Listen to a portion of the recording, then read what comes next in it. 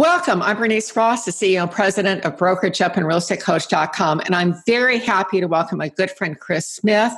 He is the co-founder of Curator. He is also a USA Today best-selling author of The Conversion Code, and if you want to know how to convert telephone leads, that's the book you need to read.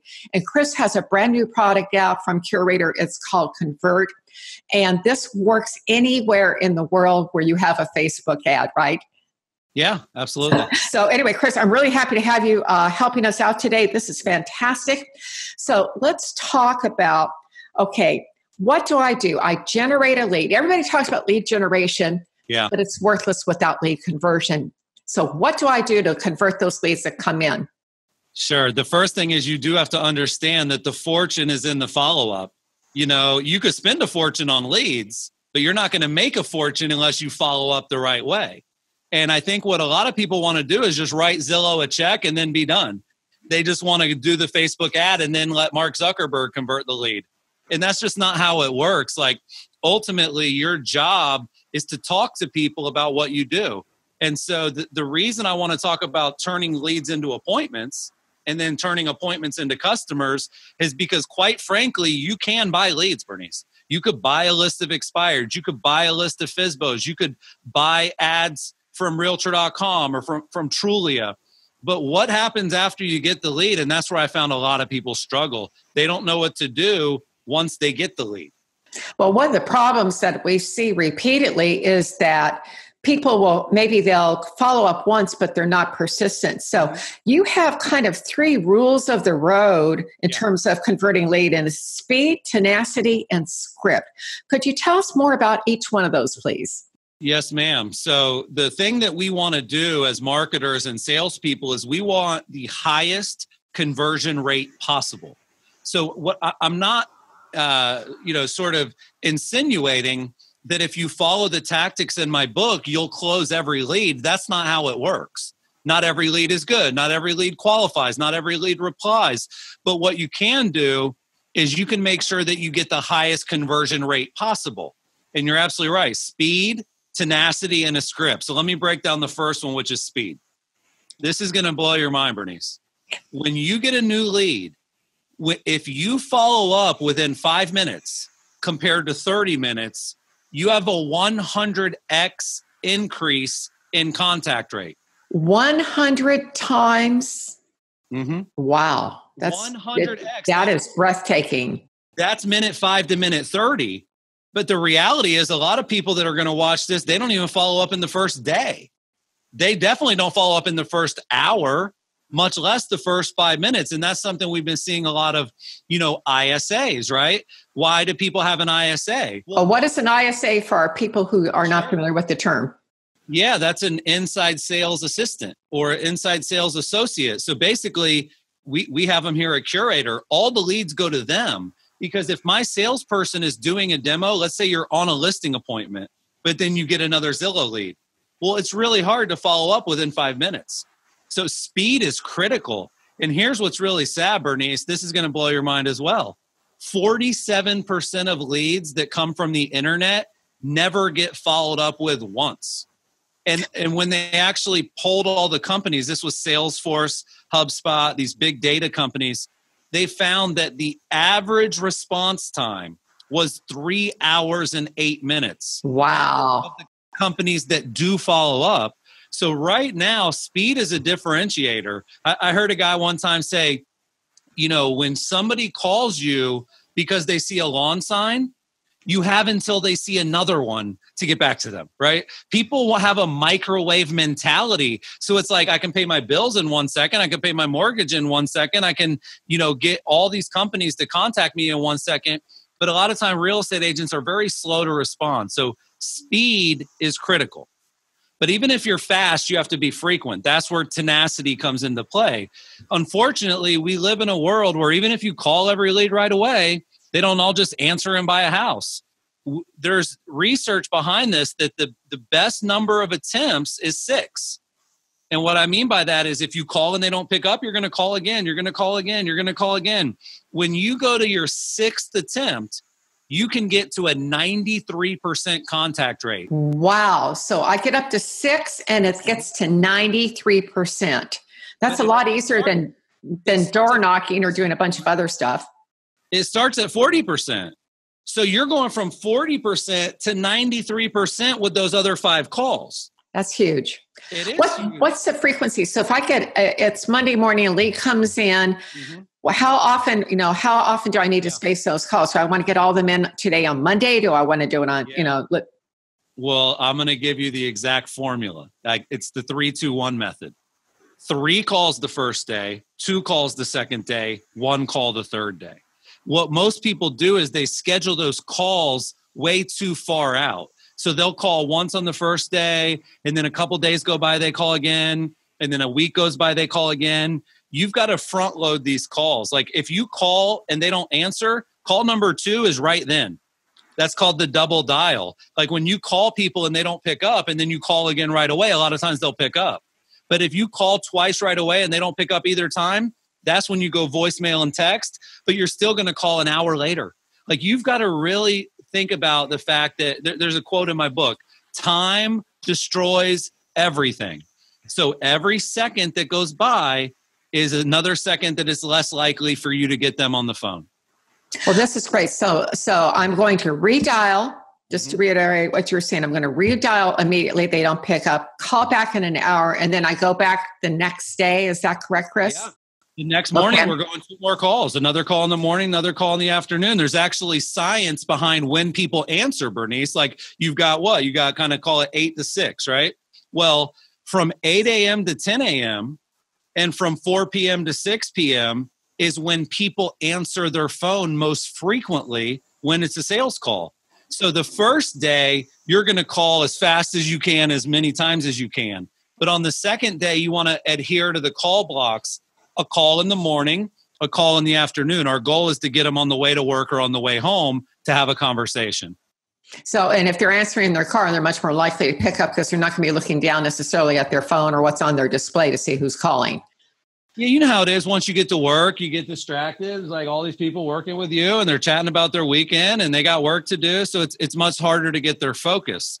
Same thing on the way home, right? They kind of done with their work, but they're not quite home yet. And they kind of have that little in-between zone. So, if you're only able to call leads an hour or 2 a day, should definitely be like 9 to 10 a.m. and 4 to 5 p.m. A lot of times people will just call during their lunch break because that's when they have time. Well, that's not when people answer. Yeah, it's like I'm eating, I need, so yeah, got that. So we've talked about tenacity. Okay. What about a script? What can you tell us? I've got them. What do I need to say? Yeah. So here's the way to think about it. There's 2 scripts, right? There's the script that comes out of your mouth over the phone, but there's also your text messages and your email scripts, right? Because thanks to technology, thanks to CRMs and email marketing tools and marketing automation, you can actually automate what you say. But the problem is normally if you do like an automated text message or an automated email, it usually feels very automated. And when something feels automated, we don't feel a moral obligation to reply. If I get an email that's 3 paragraphs long and I know it wasn't sent just to me, I don't even read it, much less respond to it.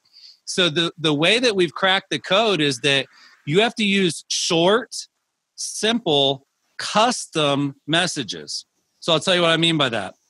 If you get a Zillow lead, if you were to see the text message that we send, the text message says, "Hey, first name, I just got your info from lead source name. Is now a good time to call you?" Okay. So what happens is because technology is so cool, it'll put their first name in and it'll put the lead source name in. So even though it's automated, it's very custom. The other thing is if you actually had a minute to stop and text a lead, if you just did it manually, that's about what you would say. But for the most part, what a lot of people do is if they get a lead, they say, "Hey, thanks so much for reaching out. We just wanted to let you know that we're the best company ever. And if you want to check out they go too deep." So it's just, you got to be a human. And the way that you're a human is simple automation. Now there's a thing called a merge code, Bernice. And that merge code is going to help us customize those messages. Hey, Bernice, I just got your info from Trulia. Hey, Susie, I just got your info from Facebook. Hey, Johnny, I just got your info from Zillow. And by having custom words in the automated message, you get a really, really high response rate.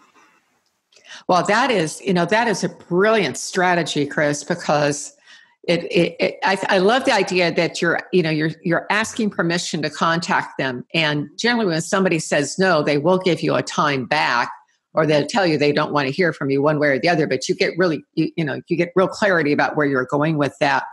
So I love that script. But okay, so they've answered.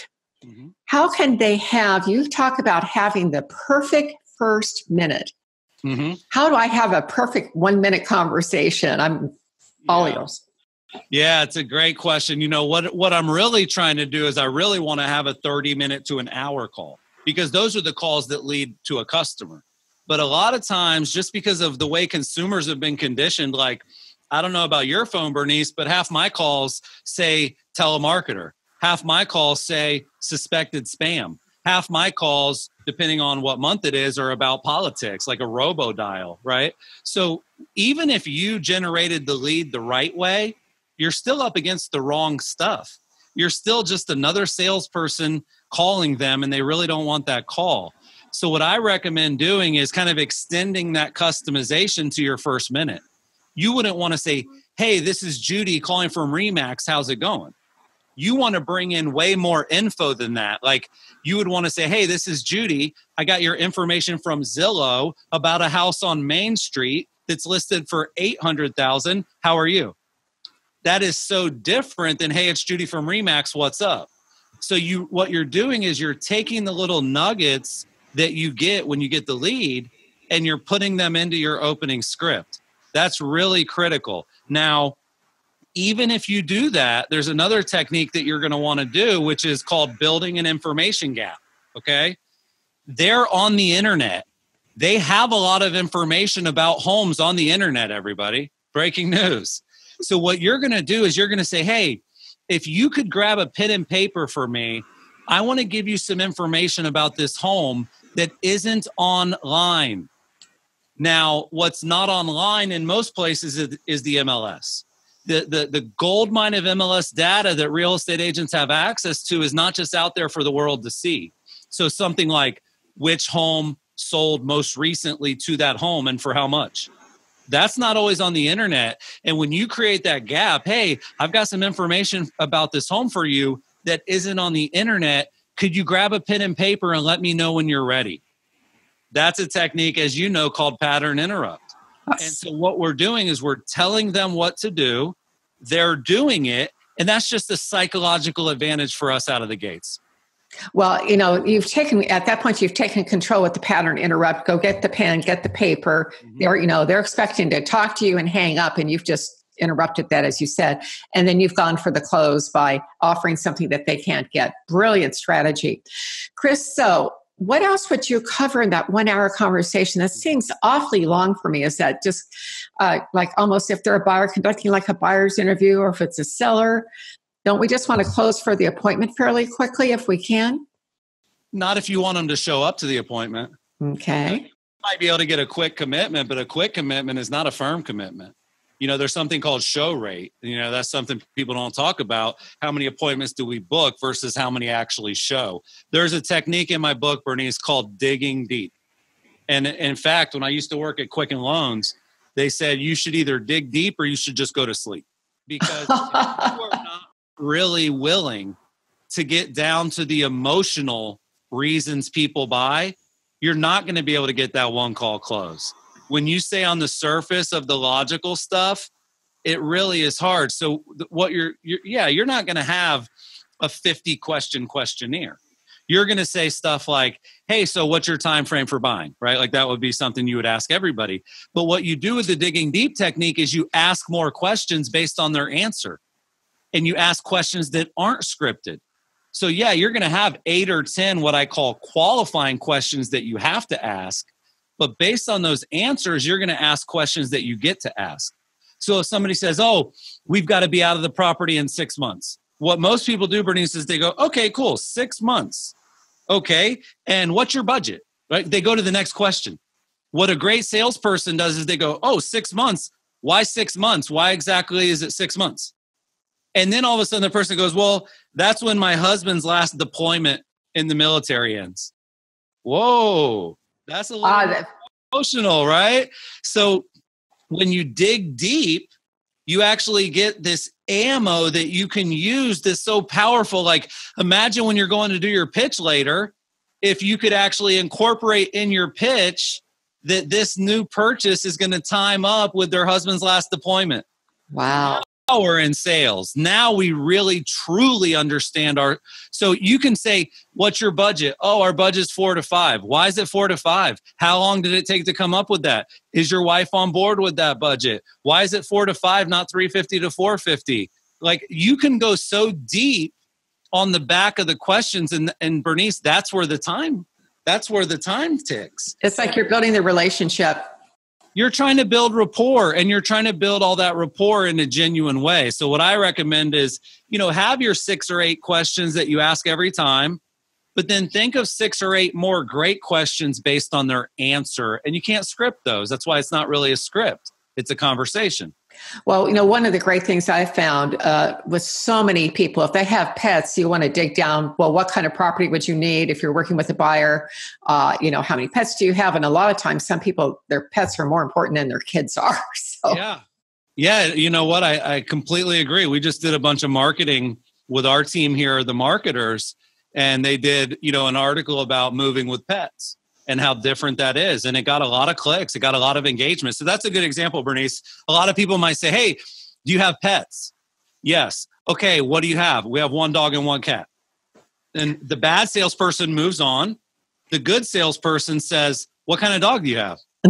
You want to dig down and go into it. And exactly. Yeah, what kind of yard? Is the dog indoor? You got a cat, is indoor, outdoor? Just kidding. That was for the cat people. But yeah, you're trying to dig deeper below the surface. And consumers have been conditioned to give us surface level answers. And it is literally your job to dig below that surface. I'm sure you've heard the saying that people buy on emotion and justify with logic. Well, there's way too much logic in sales pitches. There's not nearly enough emotion. That's where the digging deep comes in.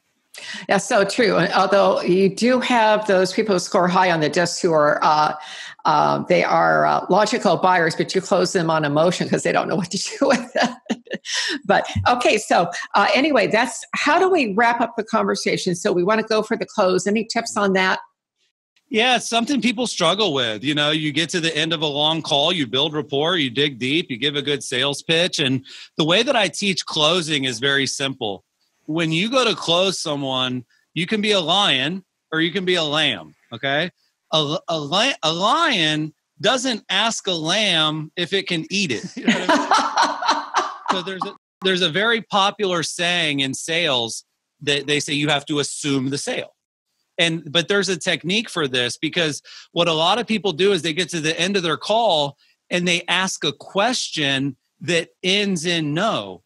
And if your questions end in no, you're not going to like half the answers you get. So they'll do something like, okay, great. Well, now that it sounds like you're interested in our services, are we moving forward? And the answer to that is no. Or maybe. Work started? No, not yet. No. So there's these sort of, they feel like common sense. So are you moving forward? Are you going to hire me? Well, let me talk to my wife. Or should I get the paperwork started? Oh, not quite yet. And it feels so innocent. But the lion does in the close is there's no questions like that. When you get to the end of your pitch and you know that they're buying in, you literally just say, okay, great. Well, here's what happens next. And you start foreshadowing that they moved forward. I'm going to call my stager. I'm going to call my photographer. I'm going to go in the MLS and pull a few more comps. I'm going to make sure that we can get this thing, right? You just foreshadow the next steps. And then there's a thing called a trial close. And a trial close basically can let you know if they're buying or not without asking them if they're buying or not. So as an example, if I'm talking about the photographer, I might kind of throw in, hey, by the way, is it better for you and your family if they come during the week or on the weekend? And right there, if they say, you know what, for us, it's better to do the weekend. Okay, great. And then can I come over to look at the condition of the home tomorrow at 2 or 4? There you go. Alternative choice close. Question, which is the trial close. If you get the answer you want there, you go to what's called a slot close, which is just 2 more choices. Can I come over on Friday or Saturday? Can I come over at 2 or 4? In our world, we sell software, we sell consulting, we sell marketing services. So our slot close is like, hey, would you like your coaching calls to be on Tuesday or Thursday? Oh, Thursday? Perfect. Did you want to use a credit or debit card for the payment? Same thing. Got it. Well, Chris, what's final takeaway? What's one final takeaway? This has been just an outstanding interview, and it's packed with so much fantastic material that people can use. What's your final takeaway for today?